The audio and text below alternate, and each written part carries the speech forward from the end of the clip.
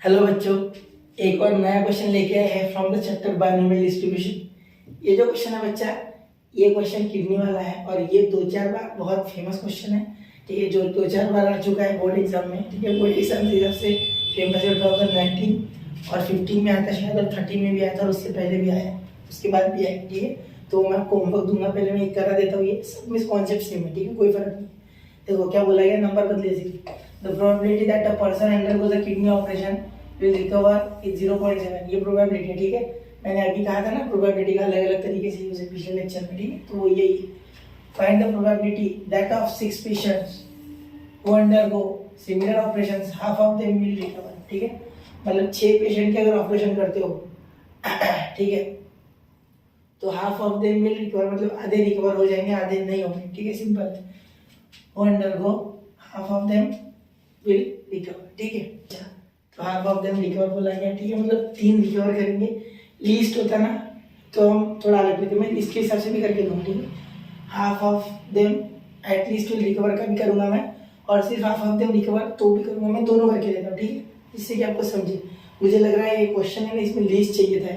ठीक है, तो अच्छा होता है क्योंकि 3 मार्क्स का क्वेश्चन है ना, तो मेरे हिसाब से थोड़ा इसमें मोस्ट भी आ सकते हैं, इसमें अलग अलग आ सकते हैं, लेकिन मैं 3 के लिए एग्जैक्टली 3 और एटलीस्ट 3 के लिए दोनों के लिए करके दूंगा। ठीक है, चलो शुरू करते हैं। सबसे पहले आपको सेंटेंसेस पता है क्या लिखना है। सबसे पहले लिखोगे लेट एज डिनोट्स या रिप्रेजेंट, ठीक है, number of patients, kidney patients भी लिख सकते हैं। ठीक है, किडनी पेशेंट्स रिकवर्ड। ठीक है, मेरी हैंड राइटिंग थोड़ी भद्दी है, ऊपर से आवाज़ भी भद्दी हो गई। ठीक है, खराश के कारण मैंने स्टेप से लिखा है, कुछ नहीं होगा।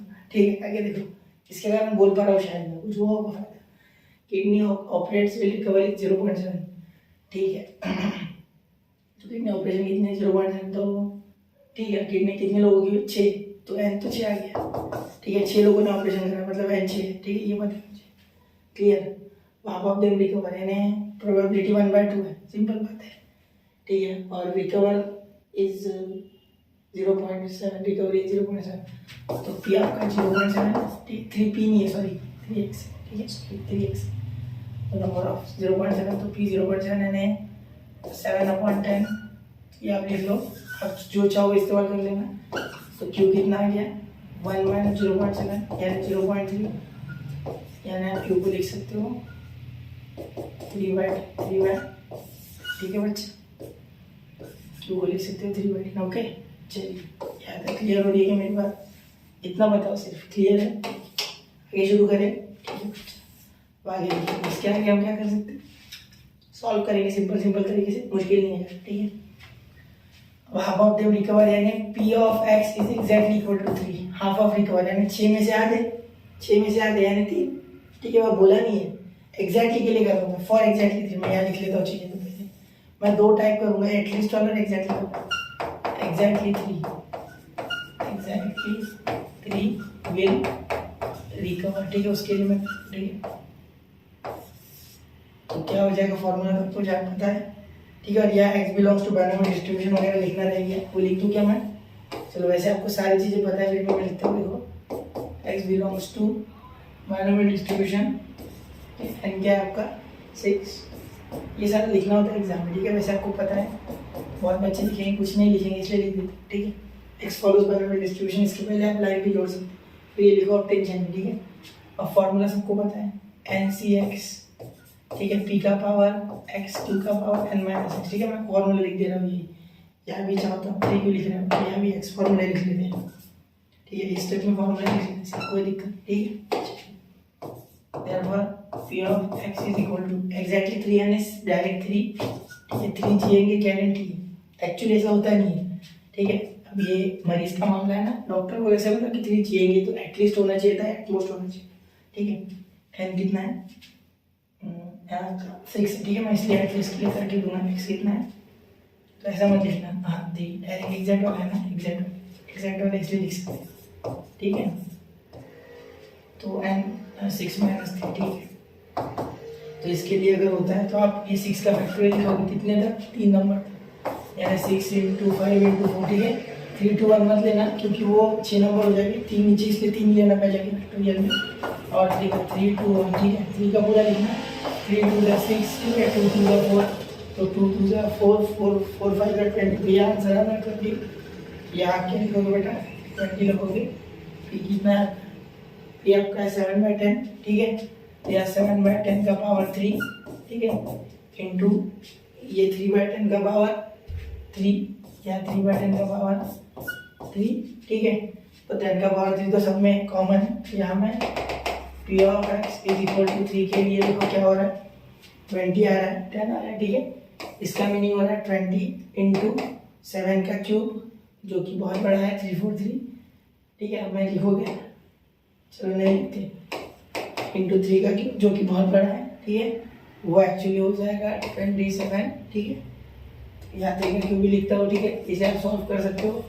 फिर यहाँ 10 का पावर 6 ठीक है, तो इसे कैंसिल एक बार कर दो, क्या मैं शॉर्टकट में देखो x इक्वल टू 3 है ना, ऐसे करके बताओ देखो शॉर्टकट में ऐसे करना देखो, ये तो एक तो कट जाएगा क्योंकि 2 इंटू 10 तो 10 का पावर 5 तो फिक्स ठीक है अपॉन 2 इंटू ये ना, ये क्या हो गया 343 इसका ठीक है, 49 इंटू 3 49 इंटू 7 36 कितना 28 और 6 33 मेरे हिसाब से 34 34 इंटू 27 इंटू 27 ठीक है।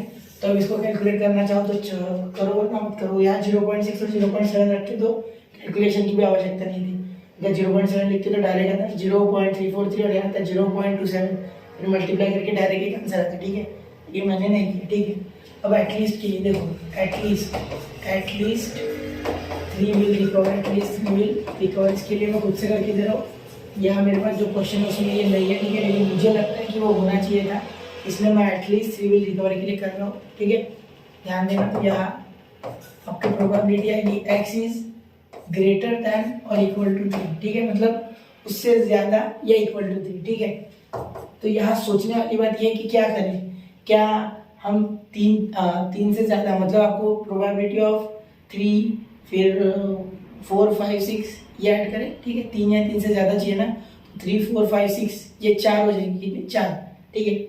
तो यहाँ मैं सिंपल क्या करूँगा 1 माइनस करूँगा ठीक है, 1 minus probability of 0 plus probability of 1 plus probability of 2 ये इसमें से माइनस करूँगा, मतलब 1 2 या 0 ये नहीं चाहिए, ऐसा तो होगा ही नहीं कि कोई सब मर जाएंगे ठीक है, ऐसा तो कभी नहीं हो सकता, कुछ ना कुछ तो जी जाएंगे ठीक है। फिर या तो 1 ठीक है और या 2, मतलब इससे ज़्यादा ही होंगे, 1 0 1 2 से ज़्यादा ही होंगे ठीक है, एटलीस्ट 3 लोग जिएंगे ना, एटलीस्ट 3 रिकवर होंगे ठीक है। तो रिकवर होंगे मतलब 0 1 2 आप इसमें से माइनस कर दो, मतलब जो बचा हुआ पार्ट है हटा दो, तो जो 1 से बचा हुआ पार्ट है मतलब पूरी प्रोबेबिलिटी 1 है तो इसमें से माइनस करो तो मिल जाएगा ठीक है।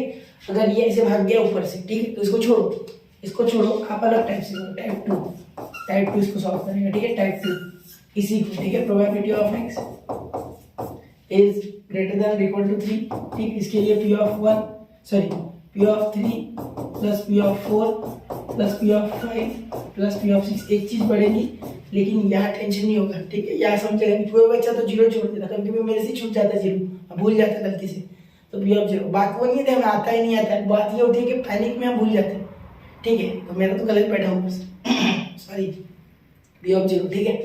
तो ये माइनस कर दिया हमने, तो इससे भी आएगा इससे भी आएगा ठीक है, ये इतना हटा दिया पार्ट तो बचा हो तो वही होगा ठीक है।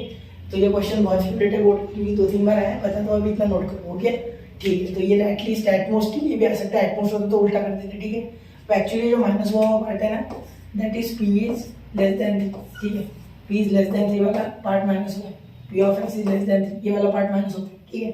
चलो तो अब ये कब आया मैं बताता हूँ, देखो एक बार बोर्ड में ये कब आया था और एक बार आया 2016 में, देखो ये भी सेम स्क्रीनशॉट निकालो, ये सॉल्व करना, नन विल रिकवर यानी 0 x इज इक्वल टू 0 के लिए ठीक है, कोई भी रिकवर नहीं, सारे खत्म हो जाए ठीक है, x is equal to 0 half of the will recover जो भी हमने किया ठीक है। उसके बाद और एक बार मुझे बताना दिखाना, देखो ये भी किडनी ऑपरेशन ठीक है, ये 0.56 patient same to same position है, हमारा 0.7 था 0.5 हाफ आ जाए, none will recover half of the will recover ठीक है।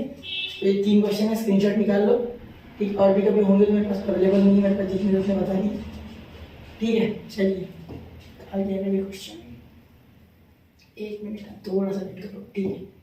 चलिए तो नोट कर लिया होगा आपने, एक बार वापस बता देता हूँ 1 2 3 हो गया ठीक है बच्चा।